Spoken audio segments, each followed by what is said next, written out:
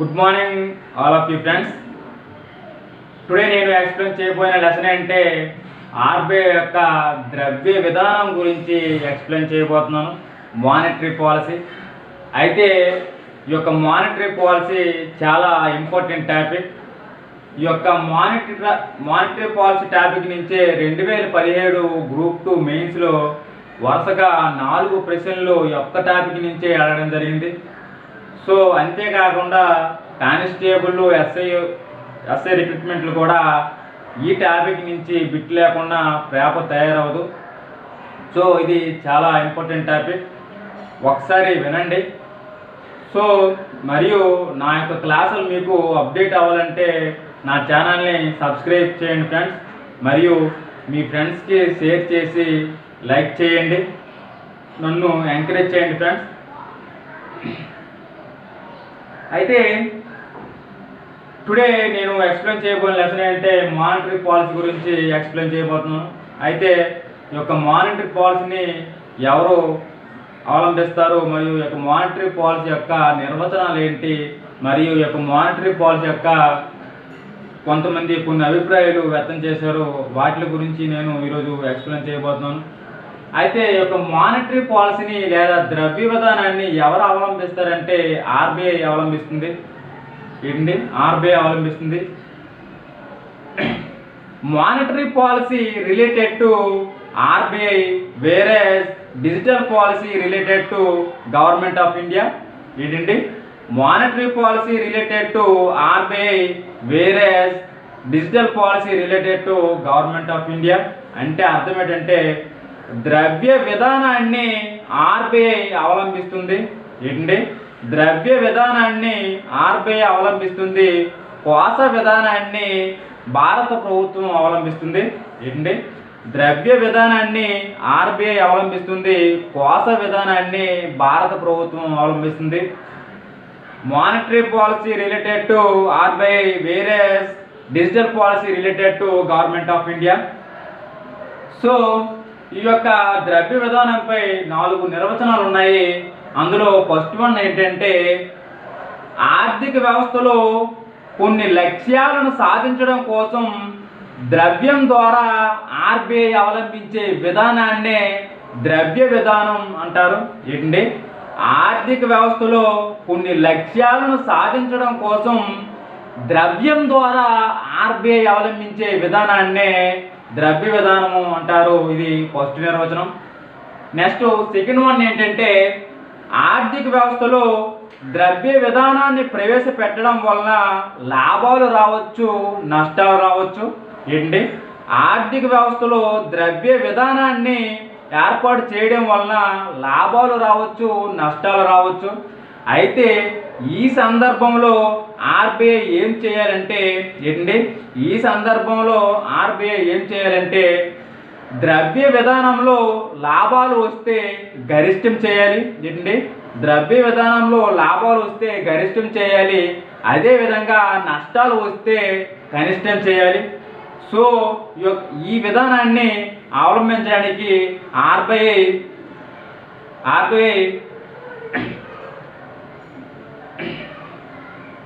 ఈ విధానాన్ని ఆర్బీఐ అవలంబించే విధానాన్నే ద్రవ్య విధానం అంటారు. ఏంటండి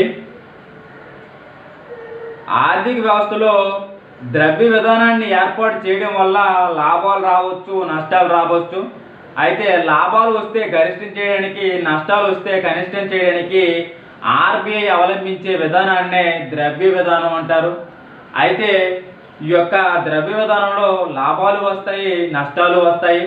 అయితే ఎటువంటి నష్టాలు వస్తాయంటే నష్టాలు ఏంటంటే ద్రవ్యోల్బణం రావచ్చు, వృద్ధి ద్రవ్యోల్బణం రావచ్చు. ఇవి నష్టాలు. లాభాలు ఏమొస్తాయంటే చాలా లాభాలు వస్తాయండి. ఆ లాభాలు ఏంటంటే గతంలో ప్రజలు వస్తు మార్పిడి పద్ధతి వలన ట్రాన్సాక్షన్స్ అనేవి చాలా లేటుగా జరిగేవి. గతంలో ఈ యొక్క వస్తు మార్పిడి పద్ధతి వల్ల ట్రాన్సాక్షన్స్ చాలా లేటుగా జరిగాయి. కానీ ప్రెజెంట్ ద్రవ్య విధానం ప్రవేశపెట్టడం వల్ల ఈ యొక్క ప్రజలు మరియు ఆడవాళ్ళు ఇంటికాడ ఉండే, లేకపోతే క్లాసుల్లో ఉండే, లేకపోతే ఆఫీసులో ఉండే ఆన్లైన్ షాపింగ్లు చేస్తున్నారు. ఏంటండి, ఆన్లైన్ షాపింగ్లు చేసేస్తున్నారు. కనీసం షాపుకు కూడా వెళ్లకుండా ఆన్లైన్ షాపింగ్లు చేస్తున్నారు. సో ఈ ద్రవ్య విధానాన్ని ప్రవేశపెట్టడం వల్ల ఇంత డెవలప్ అయ్యింది. అయితే థర్డ్ వన్ ఏంటంటే, మూడవ నిర్వచనం ఏంటంటే, వాణిజ్య బ్యాంకులు పరపతిని సృష్టిస్తున్నాయి. ఏంటండి, వాణిజ్య బ్యాంకులు పరపతిని సృష్టిస్తున్నాయి. సో ద్రవ్యోల్బణం ఉన్నప్పుడు ఈ యొక్క వాణిజ్య బ్యాంకులు పరపతిని పెంచుతాయి. ఏంటంటే, ద్రవ్యోల్బణం ఉన్నప్పుడు పరపతిని పెంచుతాయి, మరియు ప్రతి ద్రవ్యోల్బణం ఉన్నప్పుడు పరపతిని తగ్గిస్తాయి. ఏంటంటే, ద్రవ్యోల్బణం ఉన్నప్పుడు పరపతిని పెంచుతాయి, ప్రతి ద్రవ్యోల్బణం ఉన్నప్పుడు పరపతిని తగ్గిస్తాయి. సో ఈ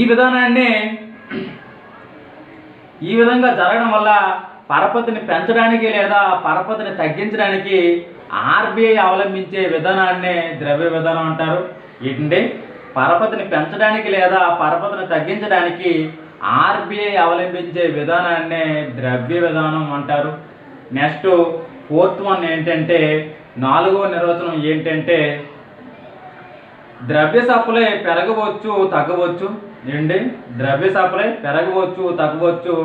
ఇటువంటి పరిస్థితుల్లో ఆర్థిక వ్యవస్థలో సుస్థిరతను సాధించడానికి ఆర్బీఐ అవలంబించే విధానాన్ని ద్రవ్య విధానం అంటారు. ఏంటంటే, నాలుగో నిర్వచనం, ద్రవ్య సప్లై పెరగవచ్చు తగ్గవచ్చు. ఏంటంటే, ద్రవ్య సప్లై పెరగవచ్చు తగ్గవచ్చు. ఇటువంటి పరిస్థితిలో ఆర్థిక వ్యవస్థలో సుస్థిరతను సాధించడం కోసం ఆర్బీఐ అవలంబించే విధానాన్ని ద్రవ్య విధానం అంటారు. అయితే ఇవి 4 నిర్వచనాలు. నెక్స్ట్ వన్ ఏంటంటే, ద్రవ్య విధానం యొక్క పరిధి.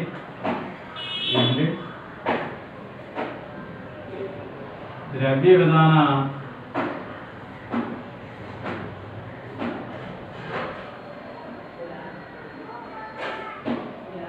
నెక్స్ట్ వన్ ఏంటంటే ద్రవ్య విధాన పరిధి అండి. ఈ యొక్క ద్రవ్య విధాన పరిధి 2 అంశాలపై ఆధారపడి ఉంటుంది. ఏంటి, ద్రవ్య విధాన పరిధి 2 అంశాలపై ఆధారపడి ఉంటుంది. ఆ అంశాలు ఏంటంటే, ఒకటి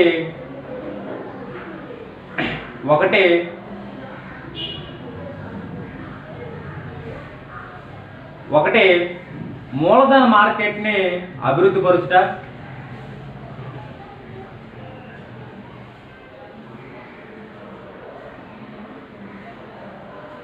మూలధన మార్కెట్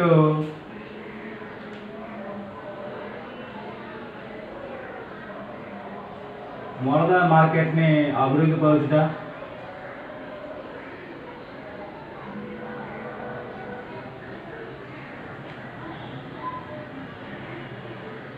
నెక్స్ట్ ఉద్యోగ స్థాయి పెంచుట. ఏంటి, మూలధన మార్కెట్ అభివృద్ధి పరుచుట మరియు ఉద్యోగ స్థాయిని ఉపయోగించుట. ఏంటి, ఈ యొక్క ద్రవ్యం యొక్క పరిధి ఏంటంటే, ఈ యొక్క ద్రవ్య విధానం యొక్క పరిధి 2 అంశాలపై ఆధారపడి ఉంటుంది. ఫస్ట్ వన్ ఏంటంటే, మూలధన మార్కెట్ని అభివృద్ధి చేయుట మరియు ఉద్యోగ స్థాయిని ఉపయోగించడం లేదా వృద్ధి స్థాయిని ఉపయోగించుట. అయితే దీని తర్వాత ఏంటంటే, ద్రవ్య విధానం యొక్క లక్ష్యాలు. ఏంటంటే, ద్రవ్య విధానం యొక్క లక్ష్యాలు. నెక్స్ట్ వన్,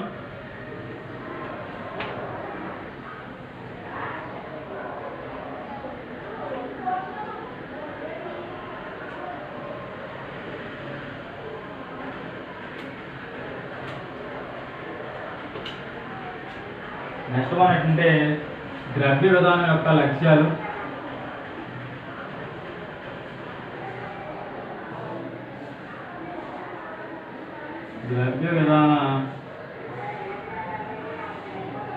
నెక్స్ట్ వన్ అంటే ద్రవ్య విధాన లక్ష్యాలండి.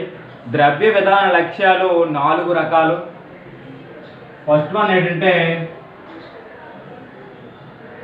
ధరల స్థిరత్వం. ఫస్ట్ వన్ ఏంటి, ధరల స్థిరత్వం. 2 ఆర్థిక అభివృద్ధి సాధించుట ఆర్థిక అభివృద్ధి సాధించుట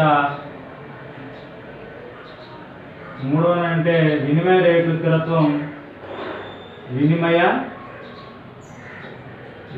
రేట్లు స్థిరత్వం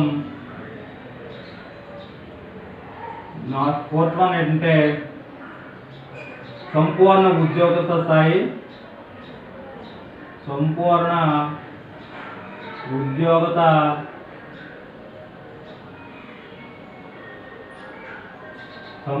స్థాయి ఏంటంటే ద్రవ్య విధాన లక్ష్యాలు 4 1 ధర స్థిరత్వం 2 ఆర్థిక అభివృద్ధి సాధించడం 3 వినిమయ రేట్ల స్థిరత్వం 4 సంపూర్ణ ఉద్యోగత స్థాయి. అయితే ధరల స్థిరత్వం అంటే ఏంటంటే ధరలో స్థిరత్వం అంటే ఏంటంటే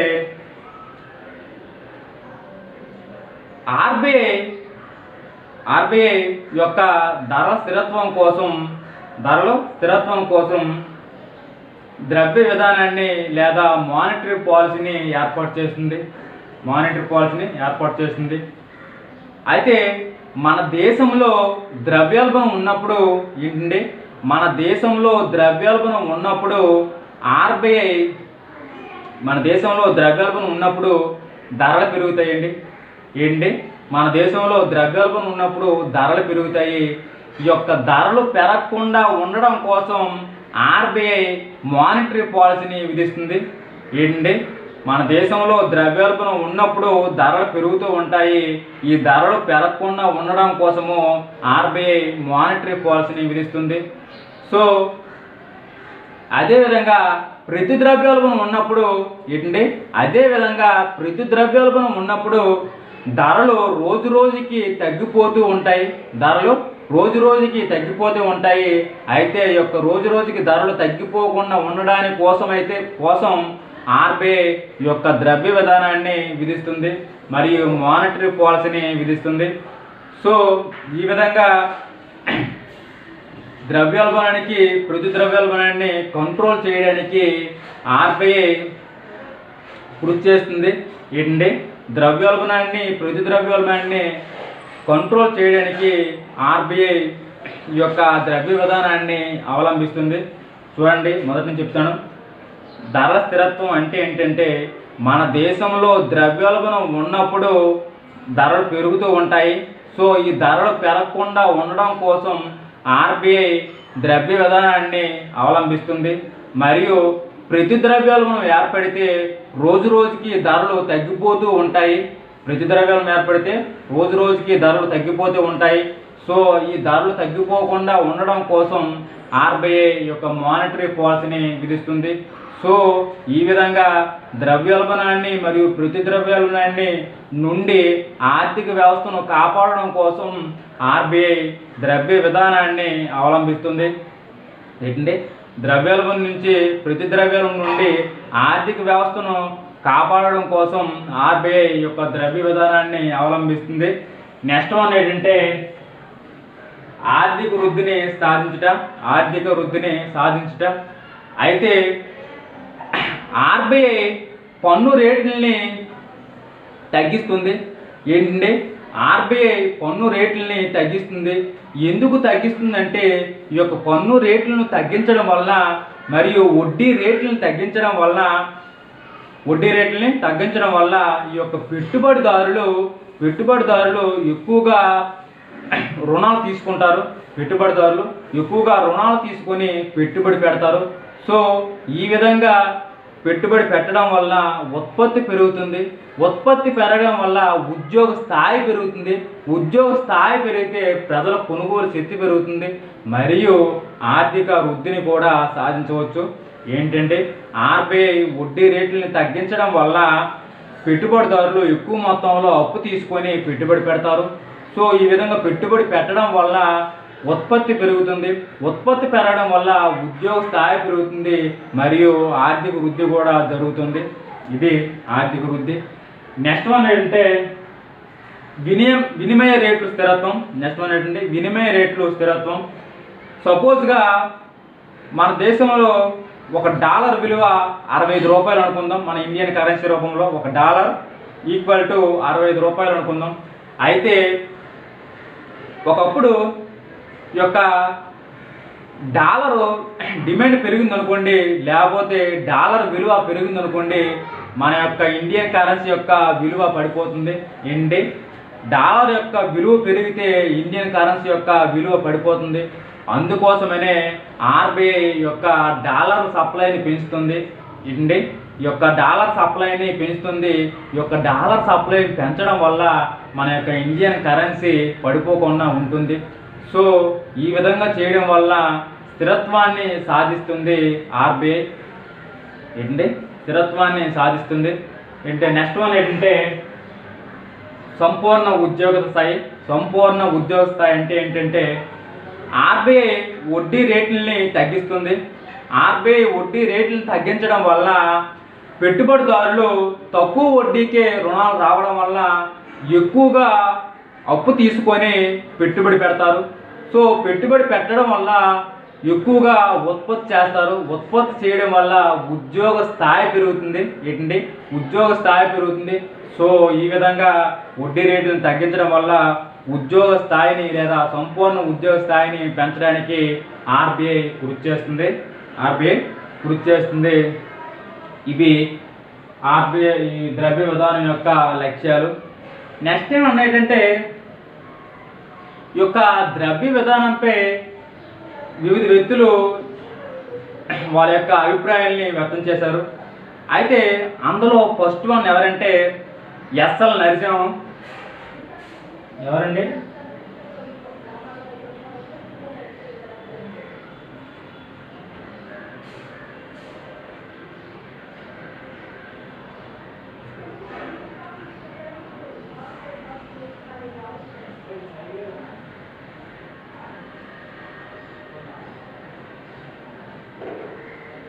ఫస్ట్ వన్ ఎవరంటే ఎస్ఎల్ నరసింహం. ఎస్ఎల్ నరసింహం అభిప్రాయంలో ద్రవ్య విధానంపై ఉద్దేశం ఏంటంటే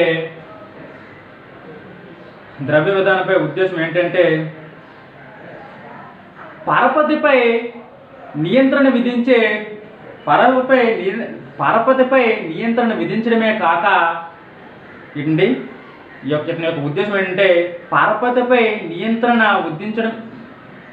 విధించడమే కాక మరియు పరిశ్రమలు మరియు వ్యాపారంపై పరపతిని అందించుట మరియు పరపతిని పెంచుట. ఏంటండి ఫస్ట్ చెప్తుంది చూడండి. ఎస్ఎల్ నరసింహం అభిప్రాయంలో ద్రవ్య విధానంపై ఉద్దేశం ఏంటంటే పరపతిపై నియంత్రణ విధించడమే కాదు మరియు పరిశ్రమలపై వ్యాపారంపై యొక్క పరిశ్రమలకి మరియు వ్యాపారానికి పరపతిని అందించుట మరియు పరపతిని పెంచుట మరియు అంచనా వ్యాపారాలకి పరపతిని తగ్గించడం కూడా. ఏంటంటే పరిశ్రమలకు వ్యాపారస్తులకి పరపతిని అందించడం మరియు పరపతిని పెంచుట మరియు అంచనా వ్యాపారాలకి పరపతిని తగ్గించడం కూడా అని ఈ యొక్క ఎస్ఎల్ నరసింహం యొక్క అభిప్రాయం. నెక్స్ట్ వన్ ఏంటంటే సుఖమాయ్ కమిటీ.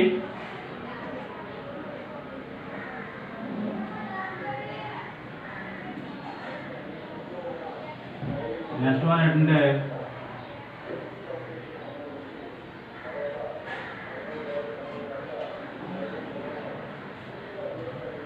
ఏంటంటే సుఖమాయ్ కమిటీ.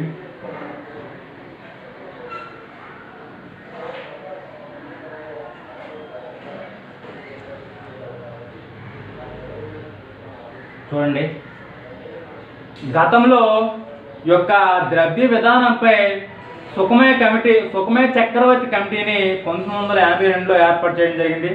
ఏంటండి గతంలో ద్రవ్య విధానంపై సుఖమయ చక్రవర్తి కమిటీని 1982లో ఏర్పాటు చేయడం జరిగింది. అయితే ఈ యొక్క సుఖమయ చక్రవర్తి కమిటీ తన నివేదికను 1985లో సమర్పించింది. ఎప్పుడండి? 1985లో సమర్పించింది. 1982లో ఏర్పాటు చేస్తే 1985లో తన యొక్క నివేదికని సమర్పించింది. అయితే ఈ యొక్క సుఖమయ కమిటీ ఏమని సిఫార్సు చేసిందంటే ద్రవ్య విధానానికి ధర స్థిరత్వం ఉండాలి, మరియు వృద్ధి ఉండాలి, మరియు సాంఘిక న్యాయం ఉండాలి, మరియు సమానత్వం ఉండాలి, మరియు విత్త సంస్థల్ని ప్రోత్సహించాలి అని ఈ యొక్క సుఖమయ కమిటీ సిఫార్సు చేసింది. ఏంటండి, స్థిరత్వం ఉండాలి, సమానత్వం ఉండాలి, వృద్ధి ఉండాలి, సాంఘిక న్యాయం ఉండాలి, విత్త సంస్థల్ని ప్రోత్సహించాలని ఈ యొక్క సుఖమయ చక్రవర్తి కమిటీ చెప్పడం జరిగింది, సిఫార్సు చేయడం జరిగింది. నెక్స్ట్ థర్డ్ వన్ ఎవరంటే వై వేణుగోపాల్ రెడ్డి. ఏంటండి, వై వేణుగోపాల్ రెడ్డి అభిప్రాయంలో ఈ యొక్క వై వేణుగోపాల్ రెడ్డి ఏమన్నాడంటే ద్రవ్య విధానం ఎప్పుడు కూడా స్థిరత్వం వృద్ధిపై మాత్రమే ప్రాముఖ్యత ఉందని చెప్పాడు. ఏంటంటే ఈ యొక్క వై వేణుగోపాల్ రెడ్డి అభిప్రాయంలో ఏం చెప్పాడంటే ద్రవ్యం ఎప్పుడు కూడా స్థిరత్వం మరియు వృద్ధికే ప్రాముఖ్యత ఇచ్చునని చెప్పును. ఏంటి, వృద్ధికి మరియు స్థిరత్వానికి ప్రాముఖ్యత ఇచ్చినని చెప్పాడు. ఇవి ద్రవ్య విధానంపై వివిధ వ్యక్తులు తమ అభిప్రాయాలను ఈ విధంగా వ్యక్తం చేశారు. అయితే ఈ విషయాన్ని పక్కన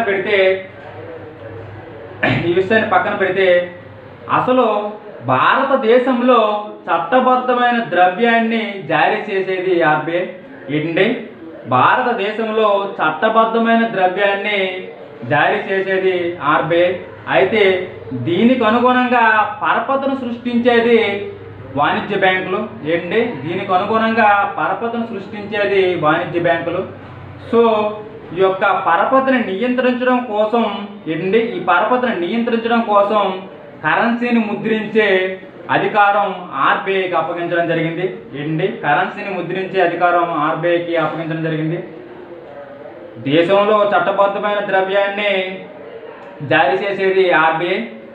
అయితే ఈ యొక్క ద్రవ్యాన్ని దీనికి అనుగుణంగా పరపతిని సృష్టించేది వాణిజ్య బ్యాంకులు. సో ఈ యొక్క పరపతిని నియంత్రించడం కోసం కరెన్సీని ముద్రించే అధికారం ఆర్బీఐకి అప్పగించడం జరిగింది. అయితే ఈ యొక్క ద్రవ్య విధానంలో అతి ముఖ్యమైనవి వృద్ధి మరియు స్థిరత్వం. ఏంటంటే ద్రవ్య విధానంలో అతి ముఖ్యమైనవి వృద్ధి మరియు స్థిరత్వం. అయితే ఈ రెండిటి మధ్య అంతర్గత సంఘర్షణ ఏర్పడింది. ఏంటండి, ఈ రెండిటి మధ్య అంతర్గత సంఘర్షణ ఉంది. అయితే భారతదేశంలో ద్రవ్య విధానంలో అతి ముఖ్యమైనవి ఈ యొక్క వృద్ధి మరియు స్థిరత్వం. అయితే వీటి మధ్య అంతర్గత సంఘర్షణ ఎందుకు ఉందంటే, ఎగ్జాంపుల్గా స్థిరత్వానికి ప్రాముఖ్యత ఇస్తే వృద్ధి పడిపోతుంది. ఏంటి, స్థిరత్వానికి ప్రాముఖ్యత ఇస్తే వృద్ధి పడిపోతుంది, వృద్ధికి ప్రాముఖ్యత ఇస్తే స్థిరత్వం పడిపోతుంది. ఏంటి, స్థిరత్వానికి ప్రాముఖ్యత ఇస్తే వృద్ధి పడిపోతుంది, వృద్ధికి ప్రాముఖ్యత ఇస్తే స్థిరత్వం పడిపోతుంది. సో ఈ విధంగా ఉంటుంది. అయితే ఇంకో విధంగా చెప్పాలంటే, సపోజ్గా మన దేశంలో ద్రవ్యోల్బణం ఉందనుకోండి, అప్పుడు ఆర్బీఐ ఏం చేస్తుందంటే ఈ యొక్క వడ్డీ రేట్లని మరియు ఎస్ఎల్ఆర్ని మరియు సిఎల్ఆర్ని పెంచుతుంది. ఏంటంటే దేశంలో ద్రవ్యోల్బణం ఉన్నప్పుడు ఆర్బీఐ ఏం చేస్తుందంటే ఎస్ఎల్ఆర్ని సిఎల్ఆర్ని పెంచుతుంది. సో ఈ విధంగా పెంచడం వల్ల ద్రవ్య సప్లై తగ్గిపోతుంది. ఏంటంటే ఈ విధంగా పెంచడం వల్ల ద్రవ్య సప్లై తగ్గిపోతుంది. ద్రవ్య సప్లై తగ్గిపోవడం వల్ల ఏర్పడుతుంది.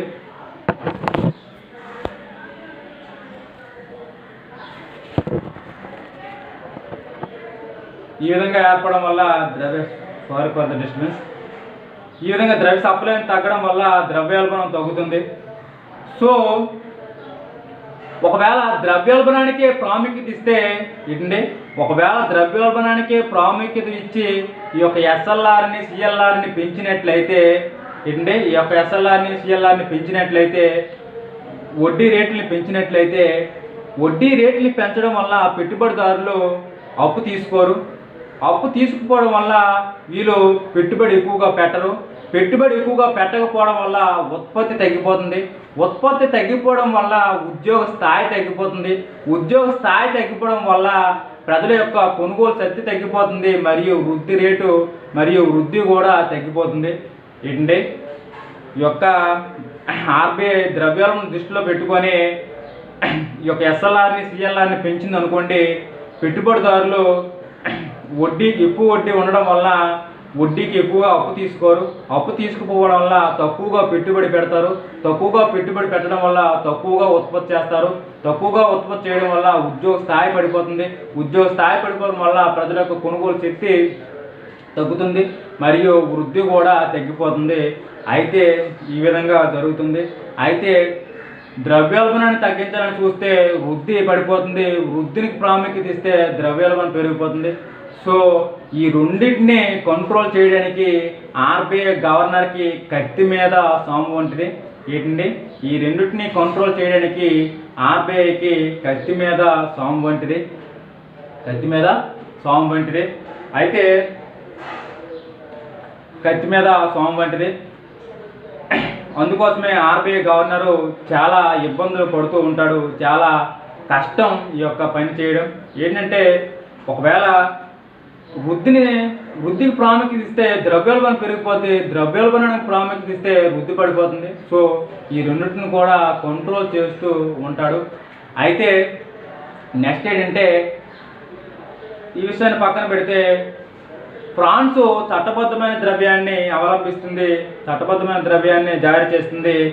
బ్యాంక్ ఆఫ్ ఇంగ్లాండ్ పరపతి ద్రవ్యాన్ని జారీ చేస్తుంది. ఏంటండి, ఫ్రాన్స్ చట్టబద్ధమైన ద్రవ్యాన్ని ప్రాముఖ్యత ఇస్తుంది. ఈ యొక్క బ్యాంక్ ఆఫ్ ఇంగ్లాండ్ అనమాట పరపతి ద్రవ్యానికి ప్రాముఖ్యత ఇస్తుంది. అయితే మన దేశం ఏంటంటే ఫ్రాన్స్ లాగే చట్టబద్ధ ద్రవ్యానికి ప్రాముఖ్యత ఇస్తుంది. ఏంటంటే చట్టబద్ధ ద్రవ్యానికి ప్రాముఖ్యత ఇస్తుంది. సో దీని తర్వాత కంటిన్యూస్ ఉందండి. నెక్స్ట్ క్లాస్లో చెప్తాను. థ్యాంక్ యూ అనండి.